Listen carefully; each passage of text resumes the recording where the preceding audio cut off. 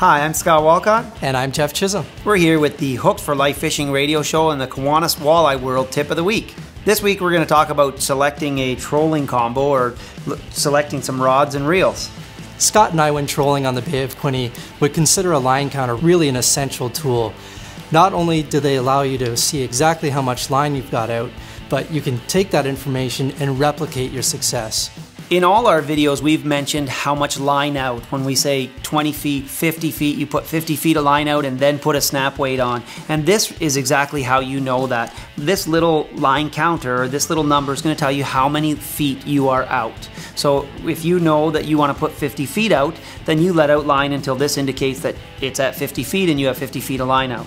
And it's critical to know that because there are dive curves available for your various lures that you use. So when you're marking fish on your sonar at a specific depth, you can now place your lures with precision exactly at that depth in the water column. And the only way to do that is with a line counter reel. The other very important thing that Jeff touched on is replication. Being able to repeat your success is really the foundation of being a good fisherman, is identifying what it was that created the success and then being able to replicate it. There's a couple of options that we use. This one right here is the Rapala RSC2. It's newly redeveloped for this year. Some great improvements on this reel. It's got a nice power handle, nice gear system and drag system, loud clicker, which is going to let you know that you've got a strike.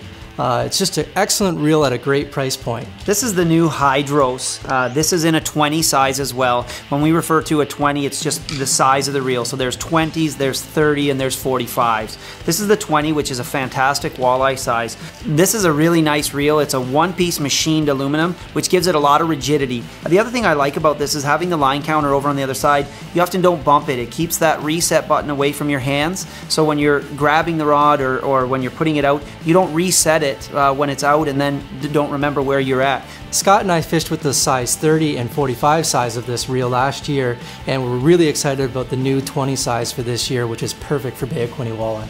The other half of a combo is the rod, obviously, and we've got this one on the Rapala R-type trolling rod. There's a couple features on this rod that I really like. One is the butt, the bottom portion of this rod. It's designed to be put in a rod holder. Although a cork butt is really attractive on a rod, this is much more practical in terms of being left continuously in a rod holder. When you're holding a rod all the time, cork handles are great, and that's what's neat about this. The portion of the handle that is not in the rod holder is cork, so this gives you good grip if your hands are sweaty or have fish slime on them. You've got really nice forward grip on this, but the butt of the rod that's in the rod holder is the foam that's going to take much more abuse, so this rod's going to stand up a lot longer for you. The Rapala R-type trolling rod comes in 3 different sizes. There's an 8.7, an 8.3, and a 7'9" option available. These rods are a high modulus blank, which gives you durability and sensitivity. They have the compressed cork foregrip, they're telescopic, Fuji guides on them, and they're a great option for Bay of Quinte walleye trolling. So that with the telescoping, you can pull it out and have an 8'7" rod that's one piece. And this rod is now ready to go, ready to fish with. This rod also features a very strong backbone throughout the main body of the rod, which is essential when you're trolling with inline planer boards. The rod has to be able to handle the weight of those boards and the shock of them bouncing in the waves and so forth, yet you need a soft enough tip to absorb those head shakes of those walleye and not pull the hooks out of those fish. So having a line counter combo will really increase your success and time on the water. So there's this week's Kiwanis Walleye World Tip of the Week. We encourage you to buy your ticket either in store or online, and good luck in the tournament.